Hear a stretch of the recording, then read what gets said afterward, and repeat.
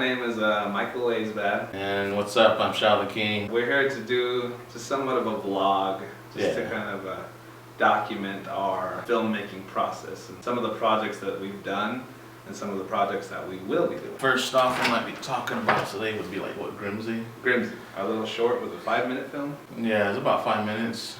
It was everything like winged, wasn't it? Yeah, the whole process, for lack of a better explanation, is we winged it. I mean, we were talking about two guys here that didn't go to college, didn't go to school, didn't go to film school, had no prior knowledge of filming at all. No degree in this. No degree, no nothing. Originally, we're musicians, so, and then we make the instrumentals, we make the beats. Yeah. So that was kind of more of our flagship that we do. We're musicians, but I remember it started with me actually.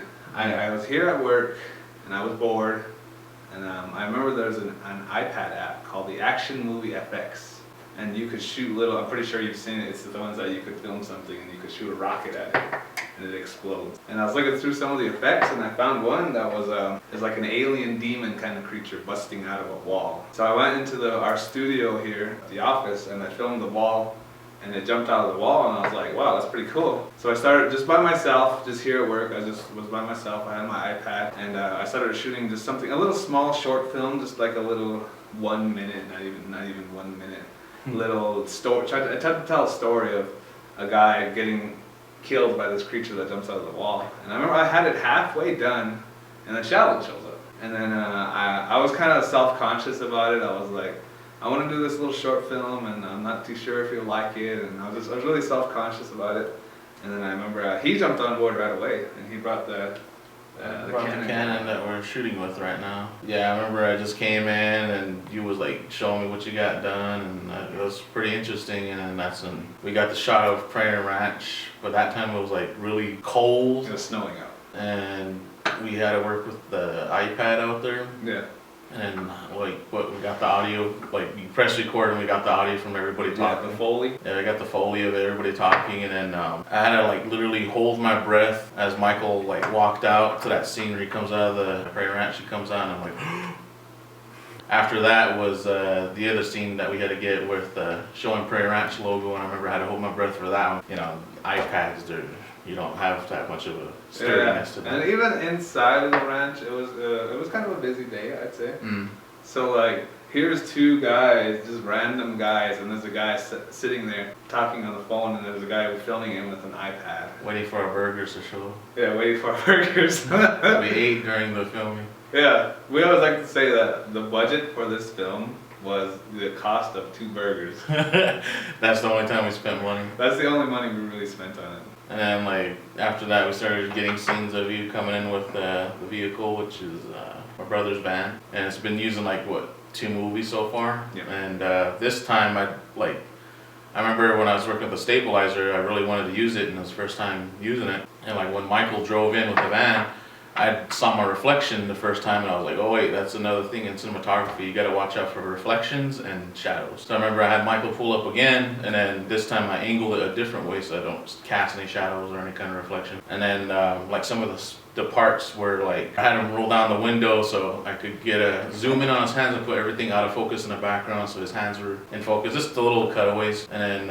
I remember I opened up that passenger door and I was standing there, and like surprisingly you couldn't hear the audio outside, but you just heard it inside the car for some reason, so we was lucky there. And then like everyone's still freaking out about the Foley that we did with the car door, and that was actually recorded on that day through the camera. We didn't record that, it was just like through the camera. And then I wanted to get a shot of Michael walking in, but also when he walks in, I didn't want to just a tripod shot of him just walking out of frame. That's when the fly cam came in, so right when he walked in, I started following him with the fly cam, which is a stabilizer shot, and I managed to get him walking all the ways in with a smooth look, and then walking in and putting everything outside of focus and him in focus. It was like a really fun project. Actually, it was like the first time I ever felt like taking something like really serious, because remember this part was where you were sitting, and like that part where you're like, you get up when you get the phone call. When Michael gets the phone call, when he gets up, I was standing like right over here, and I had to angle it all the way this way, and then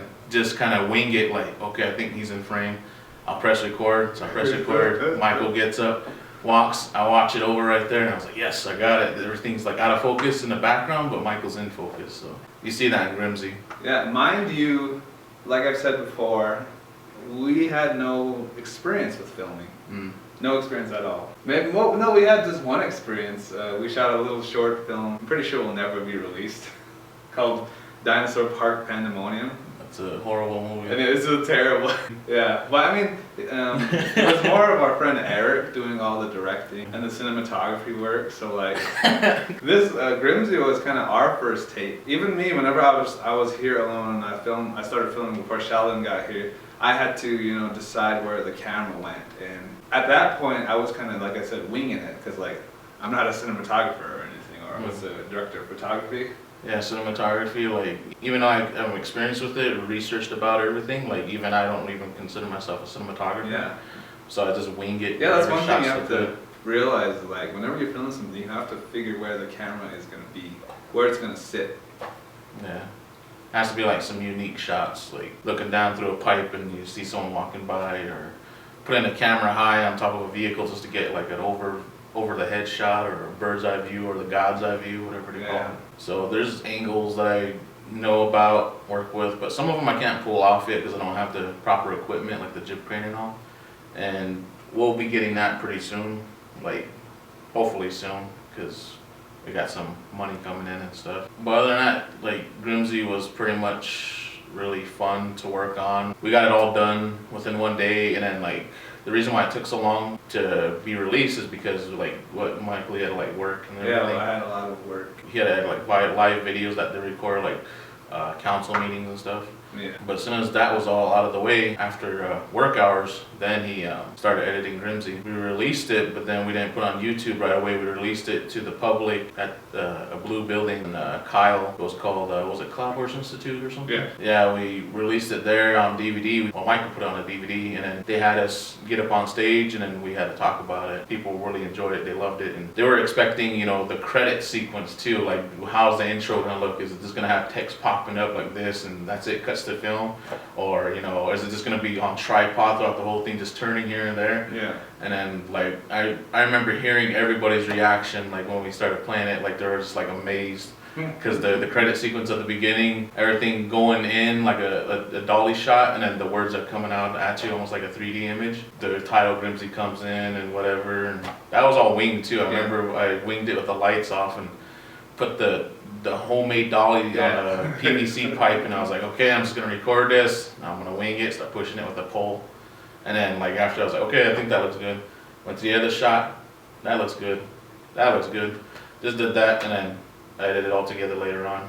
And somehow the footage actually came out pretty well. What I liked about the intro was that what you're watching is 50% me and 50% Sheldon. Yeah. Because Sheldon came in with the camera work and what you were watching, the video, and then I made the music, and then it really sets the tone, and I'm pretty sure a lot of people when they watch it, it really sets the tone for them, like they know they're going to be watching a little scary film. Yeah, and like we showed them there, the people loved it, they had us talk about it, they asked us if we're going to have like projects like this. We have full-length films, like, I'm working on 3 of them right now, and I can't tell you the titles.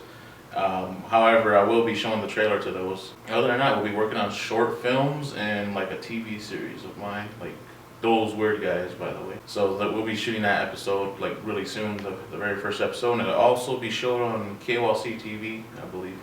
And you'll get to watch the web series on my YouTube channel. My brother showed it just recently in, what was that, Minnesota or something? Minnesota. And like people had the same reaction as everyone else did at the Blue Building in Kyle. They're asking, who did the cinematography and who did the music? How much money did it cost them? Stuff like this has to cost them a lot of money. And it's like just 2 random guys that just came out of Little Wound High School, graduated. We just like don't know too much, but we know enough to get where we need to be. It was pretty exciting to hear all the responses, and my brother said they really loved it. They want a sequel, and they really want to keep track on what we're doing. So they actually paid my brother too money after he came back for showing the film and exciting everybody, because everybody that was watching movies over there were showing traditional stuff like documentaries, and it was all right. People were just like, okay, this we need to focus on. is there any other films? And then Shills comes in with Grimsy, because I made a DVD and I just left it in the living room, and he saw it and he was like, I'm gonna take this. So he took it, and so far we're like making some changes, because I believe there's like a friend of mine in high school who I never got to talk to that much, but recently when he started talking to me, and he actually told me I inspired him to start working on his own film, so he bought a camera of his own and GoPros and stuff. And the movies that I'm gonna make, the 3 full-length movies, one of them's based on a true story, one of them's a sci-fi horror, and the other one's kind of like I don't know what to say, like an action adventure movie, kind of like a Christopher Nolan Dark Knight, like the realism in there. I'm looking forward to making those films. Like, I'm pretty nervous because I never worked on a full-length film before, and I still don't consider myself a filmmaker. But we just do it for fun of it. And right now I'm working on music, but I'm just putting out one song at a time, and I'm trying to make videos for them now, and I'm just trying to put them out one at a time. And the reason why is because I love working on films, working with lighting and this and that. It really helps build your creativity. That's one thing that I want to express, is that we're just now scratching the surface of filmmaking. I consider myself in no way a director or someone who's like, we're learning as we go. And that's one thing that I really want to do, is I really want to inspire local, kids around here, local Native Americans, that, yes, we are born and raised right here on the Pine Ridge Indian Reservation, but there are talented people here. Yeah. We can actually get, really good content out there, good media out there. Mm-hmm. And I just want to, like you said, we've been able to inspire people to start doing things on their own. That's good. That's a good thing. People inspiring people. That's a good thing. And I just want to go on the record saying, I know that we're making our little short films and getting a little farther along with filmmaking, but we want to stay humble. I'm pretty sure I can speak for both of us. Yeah. We don't want to get really big-headed, like, oh, look at us, we're directors and we make films. If anybody, local people, if they need help and then need information, need anything, need knowledge, we'll be glad to share what we know. And I know that if you're going to try to get into the filmmaking stuff and even music, you're going to feel really self-conscious, or at least I was. I know I was very self-conscious about my music. Yeah, pretty much too. But I remember hearing an artist say that it's like when you go into an old house and you turn on the water faucet, a bunch of dirty water and mud is going to come out of the faucet, but you just have to leave the faucet on, let the mud and all the dirt spill out, and then soon clear water is going to start flowing out. So it's a matter of just if you're a musician, getting your music out there, even though if you're not 100% confident with it, just get it out there and then just keep writing. And then filmmaking too, keep writing, keep doing films, and slowly over time you will get better and you'll improve. And I'm pretty sure that's what we're in the process of doing now. We're doing little short films, and we're learning as we go, and we're trying to craft ourselves into better filmmakers. Yeah, because even cinematography club people heard about us, and they actually thought, our stop motion films and everything, they thought we was like a know-it-all type of guys and high budget and all this and that. And we basically just had a little camera to work with back then in high school, and we did have somewhat of a budget, and we can't tell you what we did with the money with that. But anyways, we had a really fun time making short films like that in high school, and we're still making them now.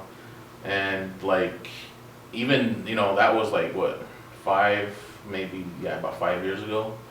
We're still making films, and I still don't consider myself a filmmaker or a director or anything, but I'm striving for it. I still want to get stuff done, filming wise, and just keep on going with it, and don't try to doubt yourself. We all have those times where we doubt ourselves, but we just have to just say, hey, I'm gonna wing it, whatever. If it turns out horrible, I'll find out what I did wrong and I'll correct it. So that's what you gotta do, and that's what we've been doing so far. And there's so much stuff that we should have did with Grimsy. I remember we still talk about to this day, but then a writer once told us that it's good the way it is. You don't want to keep working on it, because then that's when you really screw it up. And other than that, that's pretty much what you have today, don't we? Yeah. So yeah, just keep an eye out for Those Weird Guys first episode TV series, and pretty sure it'll be showing on KLC, and definitely on my YouTube channel. So just make sure and subscribe to my channel, and subscribe to Michael's to keep updated on like his Let's Plays or music projects or whatever he's doing, as his future project and his future films. And this will be vlog number 1, so be Yeah. expecting more vlogs in the future. Maybe we'll be, if we shoot behind the scenes footage of films that we do, maybe bloopers. Maybe we could put Yeah. some bloopers up. We have bloopers. and then we could we'll take pictures, video footage behind the scenes, you know, that kind of stuff.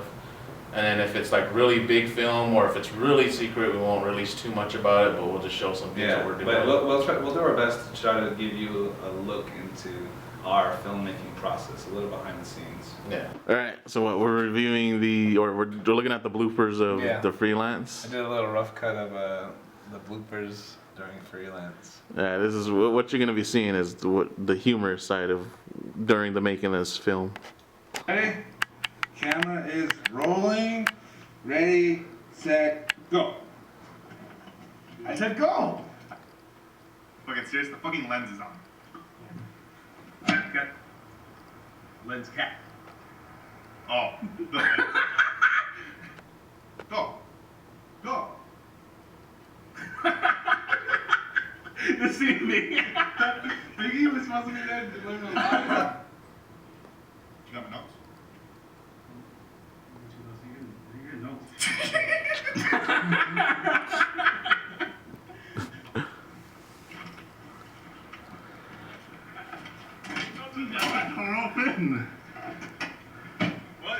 We are actually here at the crime shack. Redo it. I don't think there's another exit. That door was supposed to be closed. That one too. The door is open. And we are on site at the brutal murder of young 23-year-old shit. Young 23-year-old shit. Let's go again. Ihampa. Now we are actually here where the homicide took place. Fuck, I keep messing up. Sorry, here. Cut it shell, now we're looking more. Shit! The door was supposed to close. Cut! That door just stopped halfway. 1, 2, 3. I hate that guy. At one point, what, you had your shoes off? Yeah, there's a little frame in here if you look closely. I have my shoes off because when he was running around in here, I didn't want to, right here. See, I have no shoes on. Oh yeah. See, I got no shoes on because I was running around behind the camera and I didn't want to make any noise. So I had my shoes off. You and Biggie, wasn't it? Yeah, little behind the scenes tip there. Your shoes, I had my shoes off. Gotta think about that continuity.